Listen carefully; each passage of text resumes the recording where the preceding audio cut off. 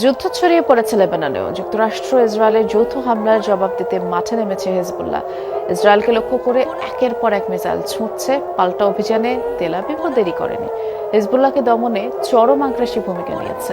লেবাননের দক্ষিণে ভয়াবহ অভিযানে কমপক্ষে ৩১ জন নিহত হয়েছে। অঞ্চলটির অর্ধশতাধিক শহর থেকে বাসিন্দাদের সরে যাওয়ার নির্দেশ দিয়েছে নেতানিয়াহু প্রশাসন। ১৫ মাসের বেশি সময় ধরে ইসরায়েলের সাথে একতরফা যুদ্ধবিরতি মেনে চলেছে হিজবুল্লাহ। খামেনি হত্যার পর চরম খেপেছে গোষ্ঠীটি।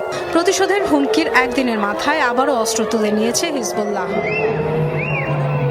ইসরায়েলের উত্তরাঞ্চলে একের পর এক রকেট ছুড়েছে গোষ্ঠীটি। হামলা চালিয়ে যাওয়ার হুমকিও দিয়েছে। হামলার শিকার হওয়ার পরপরই লেবাননে পাল্টা অভিযান শুরু করেছে ইসরায়েল। একযোগে হামলা চালিয়েছে হারিস, নাবাতিয়ে, আল-ফাওকা, মেভদুন শহরে।